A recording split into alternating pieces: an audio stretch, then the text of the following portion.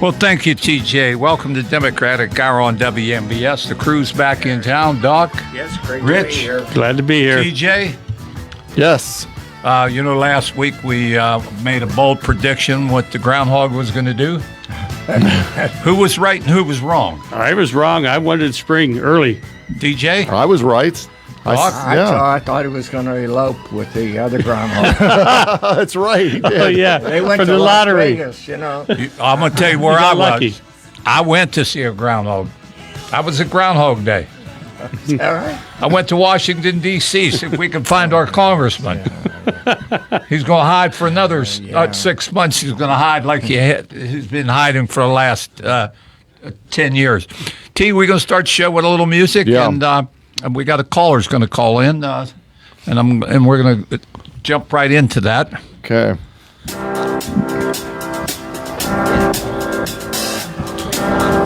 Thank you. I got that. I was with this guy in Punxsutawney. Don't worry, I know where he's going to be with me, the Super Bowl this weekend. We're going there too. Oh, wait a minute. I thought it was Justin going to Super Bowl with you. Well, he was, but somehow TJ jumped into it. That's it. The one and only Justin Timberlake. TJ, we have the caller on the line? We do, George. Okay. Go ahead.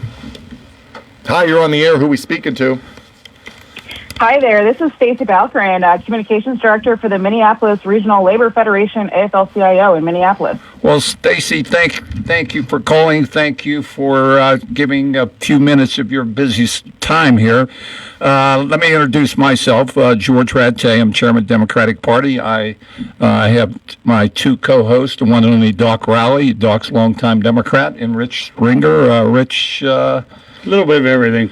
And Stacey, there's so much going on in your home state, and we see it, we read about it, but you live it day in and day out. Would you kind of give us a little on the grounds what's going on, and what do you see that we don't see here in Western Pennsylvania? Enlighten our listen audience. What's labor's take on the whole thing? Because guys got to go to work. Yeah, thanks for the question, and thank you so much for giving me the opportunity to share about the awful situation, to put it lightly, we're experiencing here in Minneapolis and across Minnesota, really. The Minneapolis Regional Labor Federation, the MRLF, has been supporting workers since the beginning of this awful surge, this Operation Metro surge, as they're calling it, this violent campaign that's been carried out over 2 months now in our communities. And so it has created on the ground a culture of fear. All of us are afraid for each other, and they're not just targeting people that they say they're targeting, so-called criminals and folks that they supposedly have warrants. They're also illegally detaining folks for the color of their skin. They're detaining children at this point. The murderers of Alex Preddy, our fellow union sibling, and Renee Good, both of them were constitutional legal observers exercising their right to witness. So it's created a culture of real fear, but it's also engendered incredible solidarity. And so this community has really stepped up. Labor unions have stepped up to do all kinds of things for workers in crisis right now. MRLF has been providing rapid legal support to working people who need it, as well as working with a strong network of established community organizations, local unions, volunteers, and individuals who we have worked to. These structures have been in place before, and we're using them now for this crisis. And so I think it really just shows that labor unions they have the infrastructure to care for working people and the types of ways that they're under attack right now. Well, Stacey, I know a couple of weeks ago was no work, no school, no shopping. Is that continued on a week-to-week basis? Because something here locally with our Federation of Fayette County Democratic Women, we've been demonstrating with the women here in the county every week for it'll be a year in March.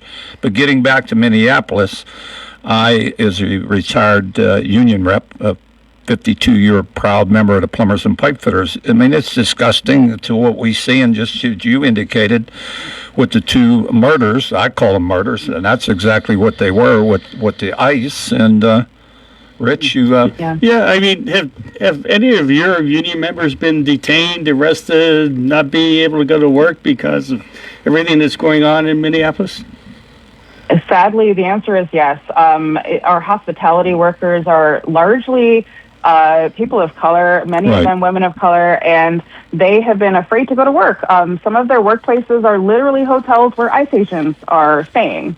And so it has been a situation where a lot of those workers, for example, that local union is Unite Here, Local 17 has been doing incredible work coordinating drop-offs of groceries and essentials for literally members who are in hiding at home and don't even feel safe to go to the grocery store because they're waiting at grocery stores. ICE is waiting at food drop-offs. They're waiting right outside of like food pantries and in schools and all of these places that are part of our community centers. And so, it's been wild. ATU 1005, the transit union, had a member detained in December.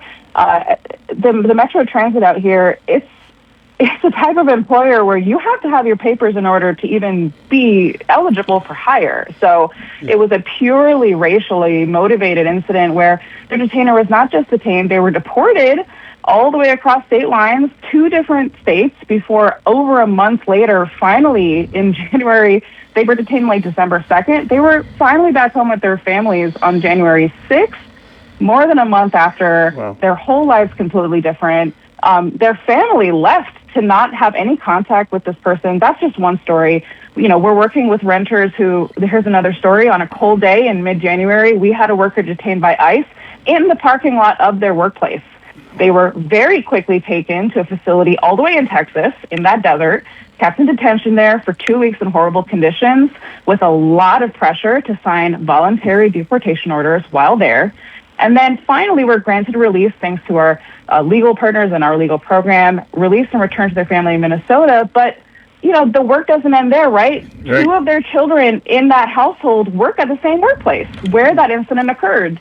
And so, there's weeks of missing work. That worker feels unsafe to return. They have 2 kids who work at the same employer's workplace. And so we just have families that are just crushed under the weight of the reality of not being able to even access a livelihood. Yeah. Is this a situation where the employers are working hand in hand with the unions? So unions are pressuring employers right now and demanding actually that they become Fourth Amendment businesses and workplaces, and so they really lean into saying, no, get off of our property. We will not let you stage here. We will actually, in fact, pursue our rights to assert our workers are safe here, and that is a way that some workers are seeing their workplaces stand up for them. But it's a workplace to workplace situation, and unfortunately, the pressure we still are pushing. Yeah, I mean, you got a lot of Fortune 500 companies up there: Target, General Mills, and some rather large corporations. Oh yeah. Yep. Yeah, and I'm glad you brought that up. This upcoming next week, you're going to see a big push to our home state grocery store is Target. Right. And we are really pushing Target to they have a new CEO. As of this week, they have a new CEO. So we're saying, hey, this is a new chance for you, new CEO, to actually live by the values of Minnesota. Cherish the people here who are looking to celebrate corporations taking even a step in the right direction and saying Target has been has said, well, our parking lots are public spaces. We're not going to stop ICE from staging there. There are small businesses whose parking lots are a minuscule size compared to their parking lots, and they're able to say, do not stage in our parking lots. Well, Stacey, So why we're can't all, Target? we hear so many times you want to get the worst of the worst, right? Well, they're not getting the worst of the worst. They're doing what, direction from the White House. It's despicable. We see it. You see it. How about when somebody wants to go out to dinner? I guess, the restaurants and the business has got to be, they're saying enough's enough already. I mean, Yeah, they really are. Sorry, go ahead. No, you go right ahead. I was just going to say that you really hit it on the nail there. That the day that we asked for an economic shutdown, the January 23rd day, and then there was another rally that was actually organized, inspired by our work, but not led by unions. The very next week on the 30th, and both situations, people were worried. They're like, if we're asking for businesses to shut down, are they going to be missing out on that? Like, we're kind of not really getting the point here. And the reality is North Star Policy Action, who they do incredible research work, and especially about working issues here in Minnesota, they came out with a report that said that since the ICE surge, Operation Metro Surge started, it has reduced economic activity completely across our metro region, bringing in, losing about $600 million in business income already. So it's had a really bad impact on our local areas. And, people are even reporting people are taking out cash. They're draining their accounts. They're going in person to hand their neighbors who need their rent money. And there's a shortage of literal dollars in Minneapolis because of that. And so this is a real burgeoning economic issue that's going to have a bursting point at some point. Stacey, the state has been Democratic. I don't think the last time a Republican has won Minnesota on a federal level. It's been years and years and years. I think it's the early 90s. What is the consensus? And this shouldn't be about these and ours. This should be what's right or wrong. What is the consensus? Some of the Republicans who, state reps and state senators, they should be appalled what's going on, just not Minnesota, throughout the country. So are they getting any feedback? Are they putting any input into the situation in Minneapolis? Yeah, I'm glad you asked that question. I can't speak to our MRLF having any special knowledge, but in terms of what we're seeing on the ground, caucuses happened just this past week, precinct caucuses for this year's election cycle. And let me tell you, people saw things at those local level caucuses that they hadn't seen in 30 years. We had rooms where they, at the max, saw 100 people show up, even at the height of civic engagement, and they're seeing those rooms crowded with 300, 400 people. We're seeing Republican town halls that people are really showing up and again, crowding out these gymnasiums, crowding out these school classrooms that they're expecting, the usual amount of engagement. So I think what you're hitting on there is that people are ready, they're activated, and they're showing up already at the very tip of the electoral process here in Minnesota. Yeah, well, the other day, Homan said that they were removing 700 of the federal agents. Have you noticed any difference? Thanks for asking that. We have not noticed a single difference besides there being still over 2,000 ICE agents on our streets. And so that is still far outpaces any law enforcement body we have locally. It is still an incredibly chaotic presence as they continue to just drive crazily through our neighborhoods, drive through parking lots and street lights, and change over their driver's license plates and different cars, and just the amount of chaos that has ensued in our neighborhoods because of 2,000 completely reckless people has been wild. People can't imagine, me being Caucasian, white, somebody's a minority in Minneapolis, they should be terrified going to work. Be stopped anywhere. Or taking the garbage out to the driveway. You'd be frightened to be scooped up. Shovel your sidewalks. You're right. Totally in church, terror, a constant state of terror. Yes, sir. It's been, that's been one of the saddest things, is that there's a sizable Somali population that has been deeply integrated in the Minneapolis community and Minnesotans communities for over 30 years now. Right. Yeah, 30 years. They have over 30 years, my whole lifetime and more. And you can laugh at that. No, I'm not laughing. I'm laughing in a sense because you make sense. I appreciate it. Well, it's good to talk to someone else who's reading and thoughtful, because these are the things that we worry about. They're places of worship. The Somali people's places of worship. They're often having to ask people, hey, can you show up and form a circle around us while we're having our moment of prayer?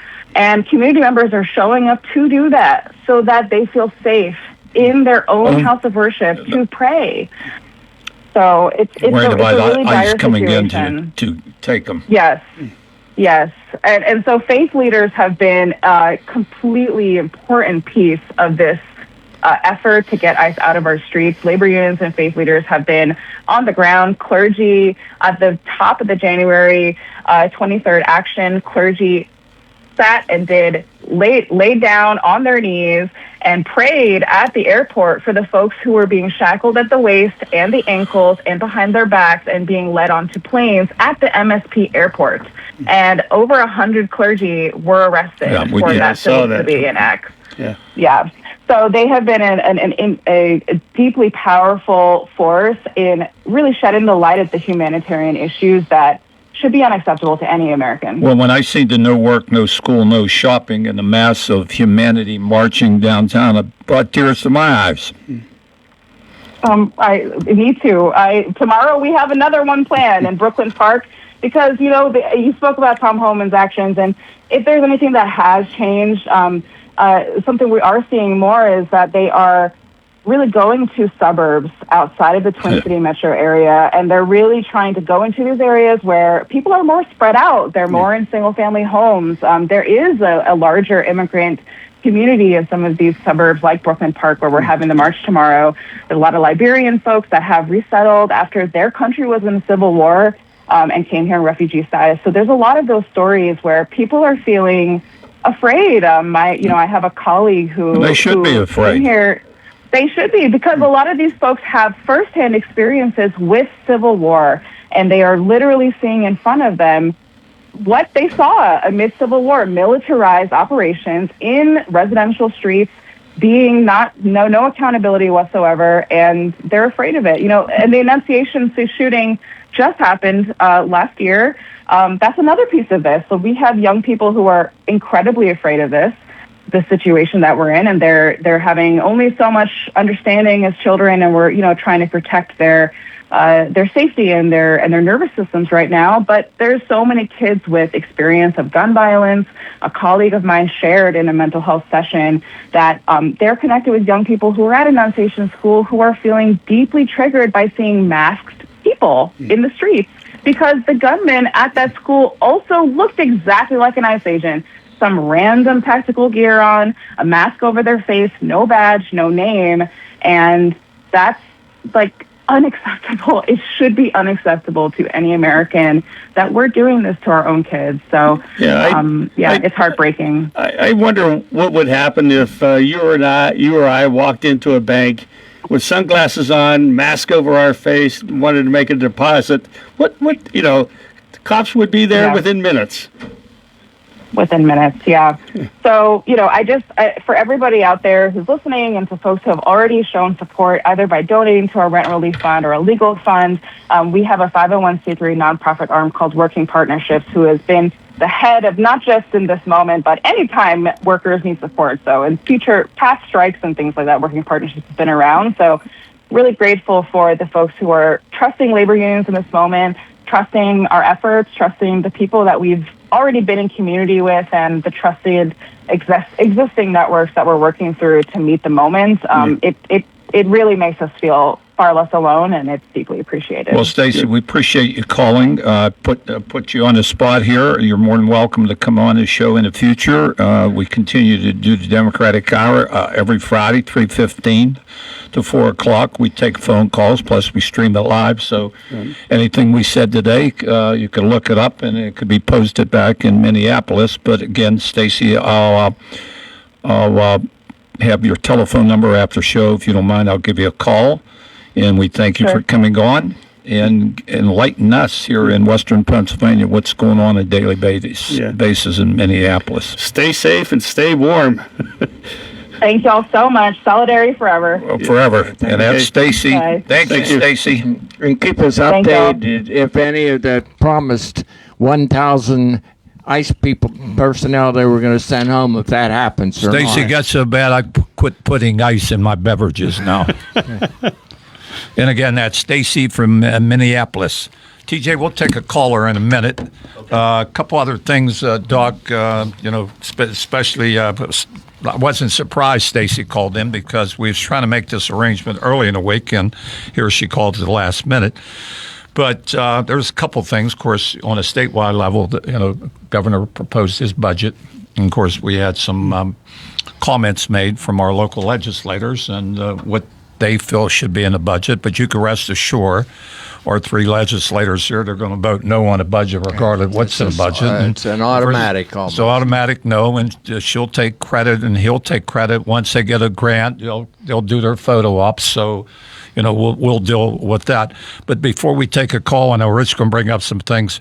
I wrote some things down. And it's what was posted earlier last night with the President of the United States, and I'm going to call him for what he is, a scumbag. He is a scumbag. He's a parasite.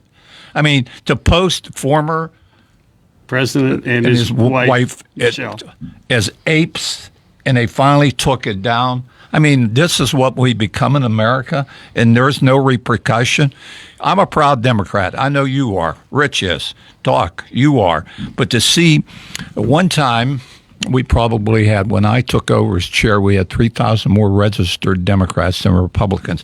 The Republicans, the Democrats who left us, went to the Republican Party, and this is the party you want to represent you. So he could make these remarks day in and day out. He has something that was going to be recorded on Super Bowl Sunday. You can listen to. That garbage is going to come out of his mouth. And look what he's doing. He does it every day. There is no shame in him. He doesn't care. He claims he's not going to Super Bowl because it's too far, right? Yeah. He'll have a problem getting in Air Force One and flying around the world. The reason he's not going, because he knows he would get booed by that crowd in San Francisco. Well, they don't have his name on Levi's Stadium, and Super Bowl's not Trump Bowl. And then, of course, they're going to do their. And of course, he's upset the NFL. Why would they have Bad Bunny on at halftime? Yeah. And of course, the wannabe Trump will be on the show after us at 4:15, right, Rich? And we could go into that here because last week, when was it? A week ago today. And John made his outrageous statements on WMBS, and I guess there's a guy supposed to come in today, Robert Burns, or I don't know if he's going to make an appearance or call in. I would assume call in. If he comes in, I'm going to try to get a picture with him. But again, this is what we're dealing with in Fayette County. And again, if I feel upset, yes, I'm upset. I had dropped somebody off at the airport, and I'm listening to the news come back at 3:30 or 4 o'clock this morning, and I got to listen to what the current president of the United States is saying. It's insulting, folks. And you left us. You left us to support this guy. It was shame on you. Shame on for which, you continue to support a guy. And I wrote about John's show last week, and at least in my reporting, I quote people, I give sources, unlike Independent Pen. They would just come up with, Hank says, blah, blah, blah. I mean, I talked to people, I interviewed people, and I took the quotes right off of, I replayed the Facebook program, or that's on Facebook, several times before I even wrote what I wrote. It's crazy. It is crazy.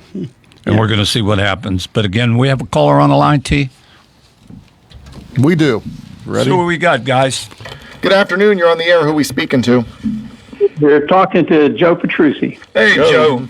Joe, I had a lot of things written down here, but we got the call from Stacy from the AFL-CIO, and it was a surprise. I expecting maybe they would be on next week. But, Joe, I know you got a lot on your mind. Well, as we spoke before about this, briefly, would I like to say what we're going to do on the show a little bit.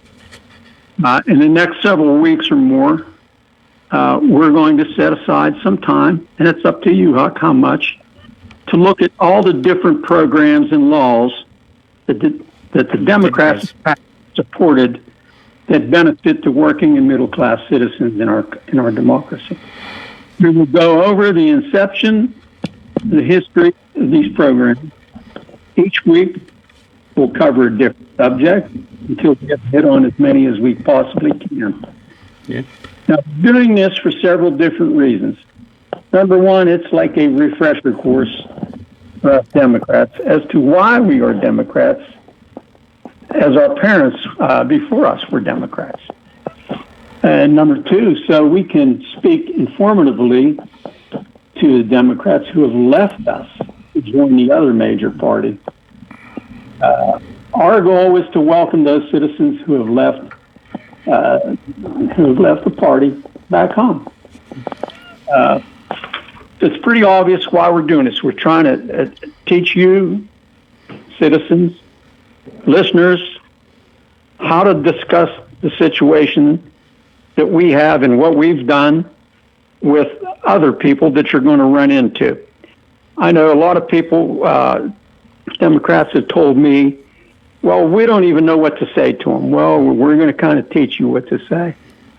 And I think a lot of the independents and some of the Democrats that are thoughtful that left looking for something else that they never could find with the Republican Party.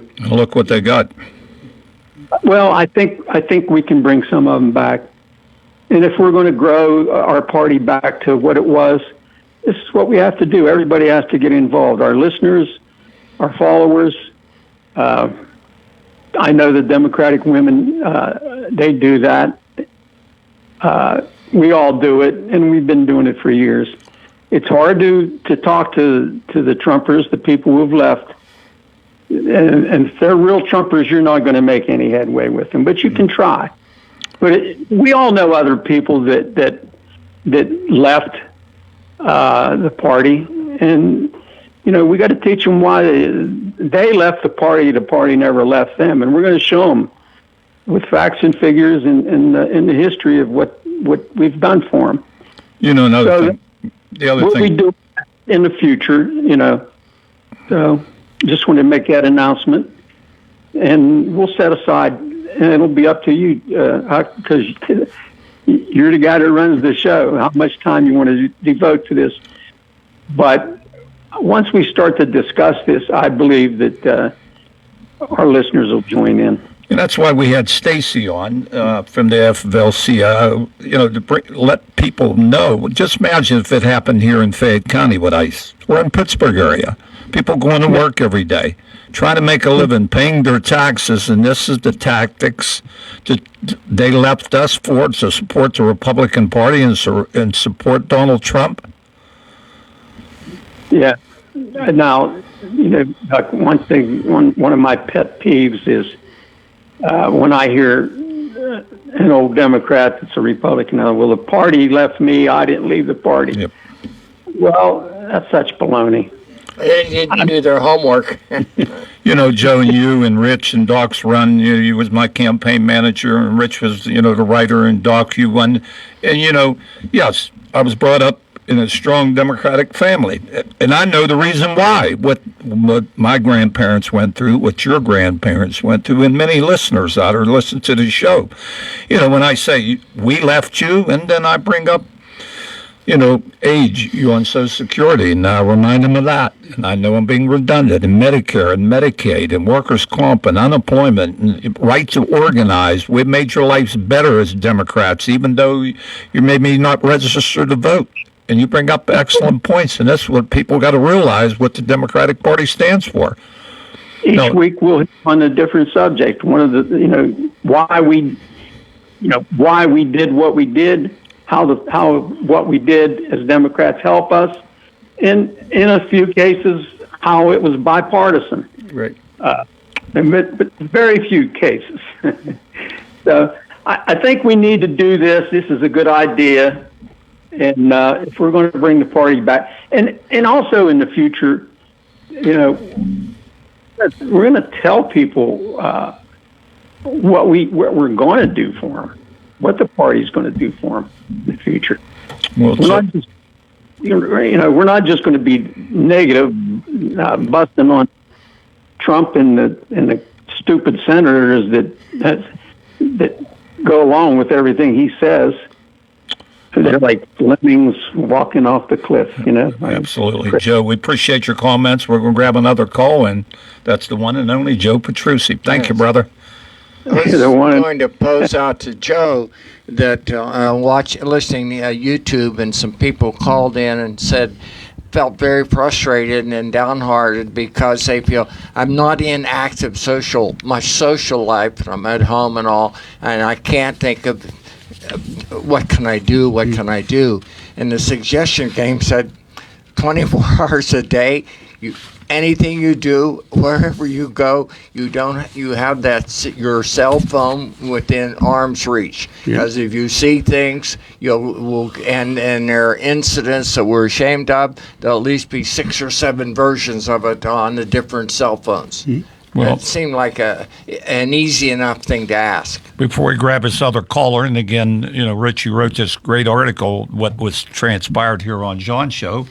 And, he's going to be on, we're talking, there's some little notes in there about voter fraud. I mean, the same thing what the President of the United States did in Georgia. I mean, people, you got to realize what's going on in this country. Just go down and say, hey, I think I won the election. We'll take all the information out. That's becomes more critical on a day-by-day basis, because that's the basis for him to justify going into the 15 cities he's listed that he's going to send in his stormtroopers and all, and be there in that rehearsal Then he for the throws election. Detroit out, Philadelphia out, somewhere out. Now, what's he imply? Because maybe majority of the people live there are minorities. Well, Philadelphia, Pittsburgh, Right. Democratic, but Pennsylvania is a red state. Red state. T, we have a caller on the line. We do. Let's see what we got, guys. Good afternoon. You're on the air. Who we speaking to? Mark Wayne. Mark, what can we do for you? For me, I'm an independent, was Democrat, and you were saying earlier, last call, I believe, or the call before, about, okay, what could you do or say as Democrats to bring people back into the fold to sell me to why I should be a Democrat? Mark, do you work for a living? Yes. You believe in workers' comp? Yes. You believe in unemployment compensation? Yes. You believe in pension reform? Yes. Right to organize? Yes. Well, that's what the Democratic Party has done for me as a working guy. Okay. You like clean water, clean air? Yes. Well, that's the other thing the Democratic Party has stood for. Maybe some people would thought maybe we went a little too far on climate, right? Climate change. Right to vote. Right to vote.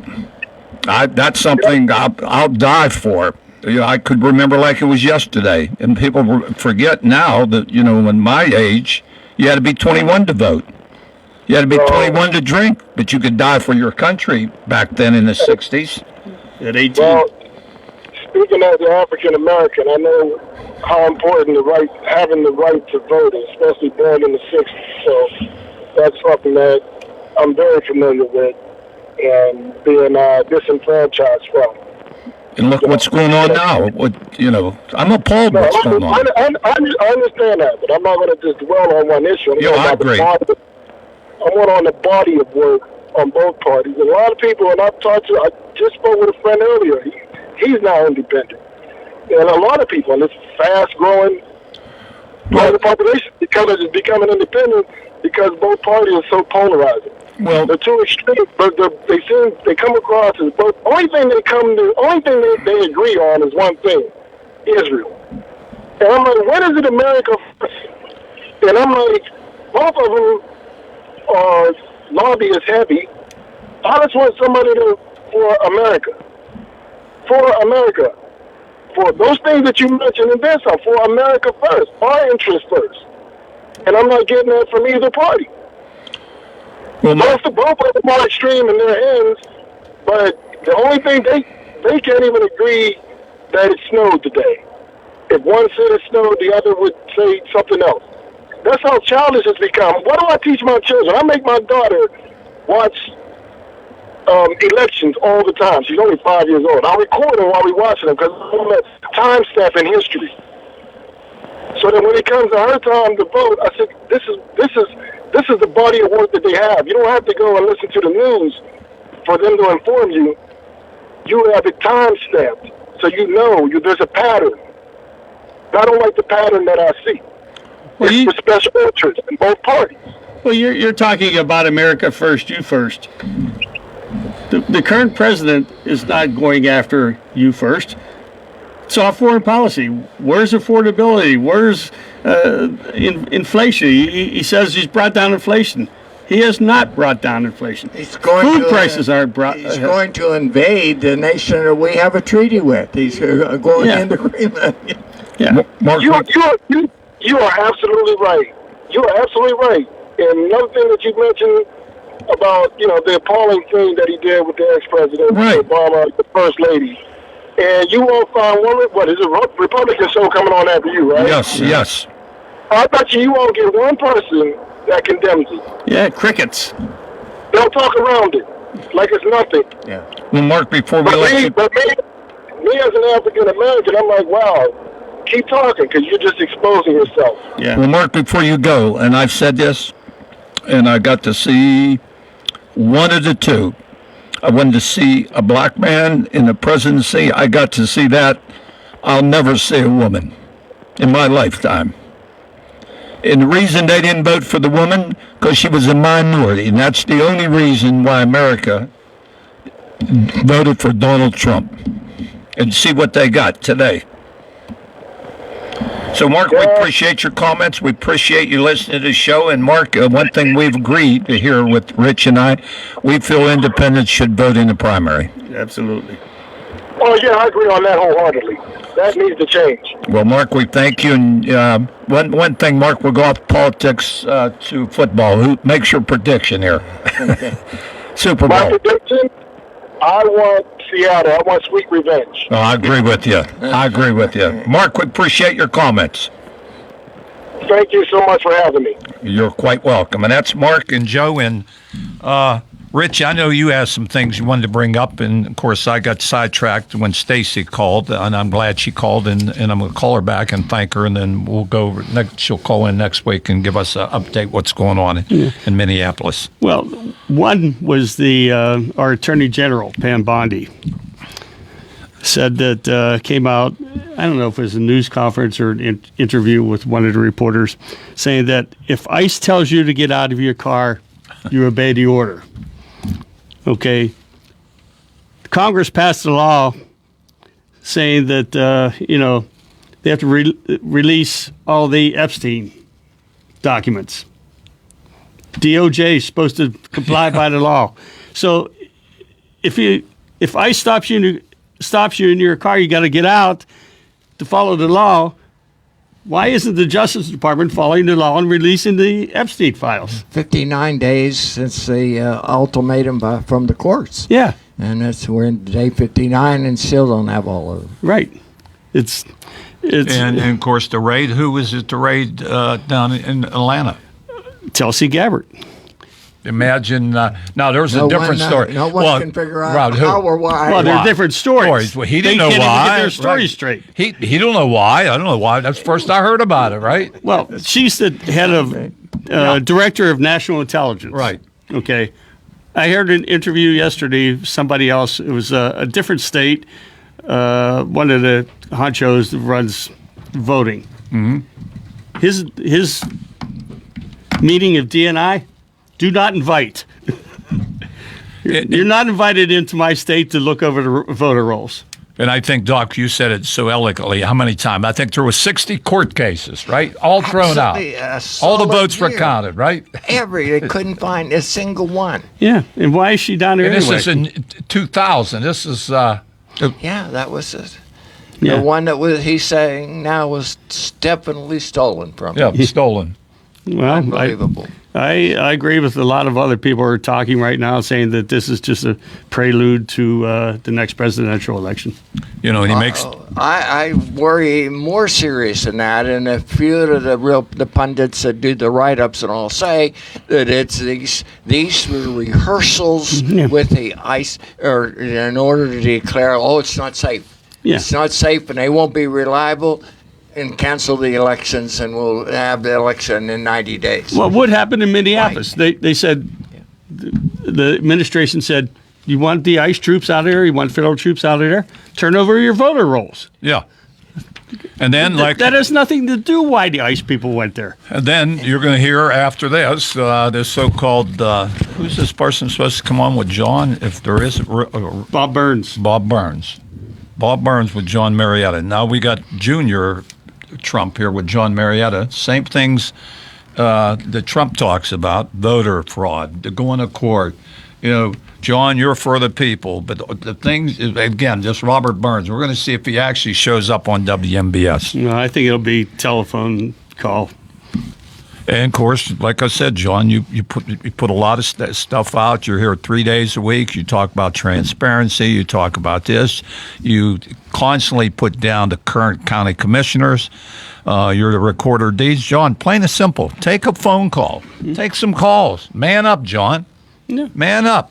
Why won't you take a phone call, John? I would like him just to answer the question. Are you running for county commissioner? And we'll never find that out. Well, I'll probably find out in a couple of months.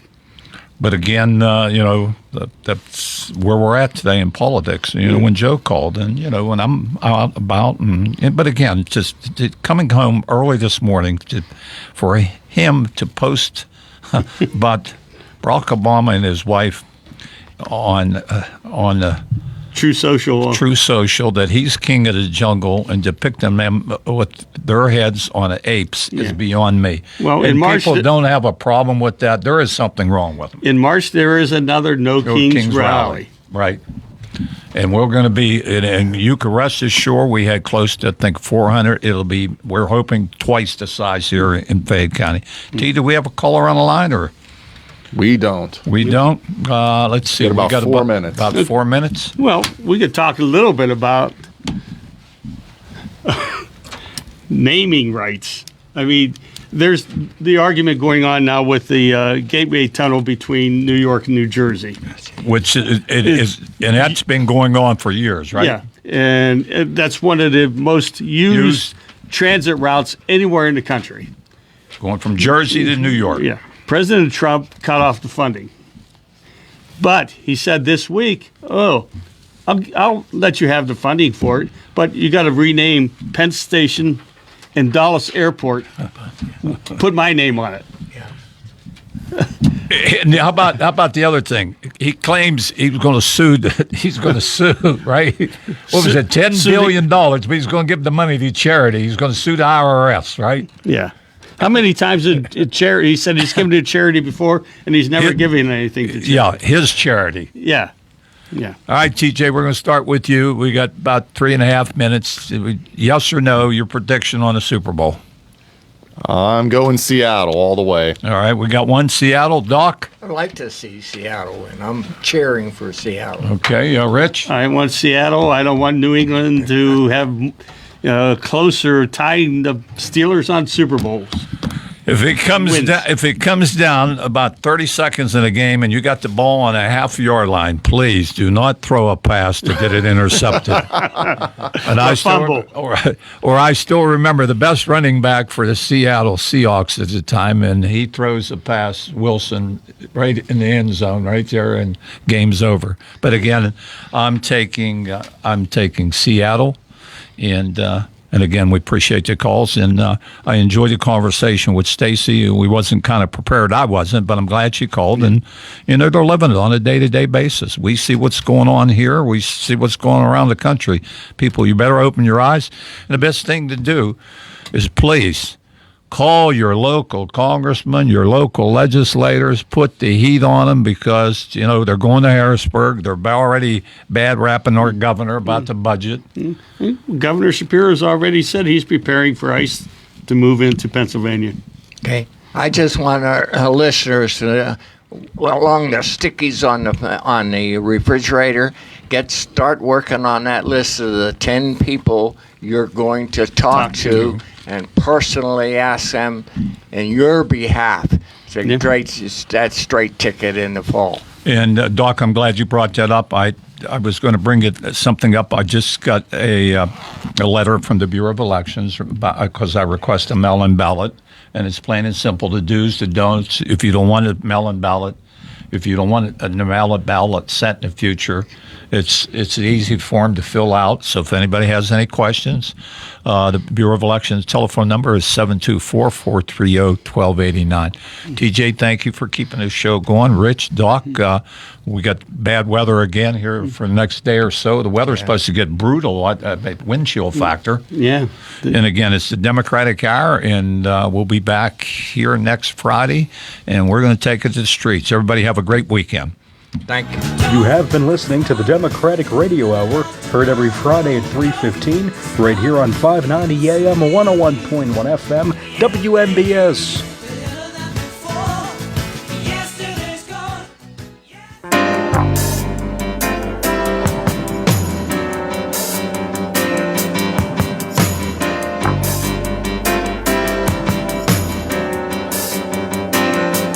Mm-hmm.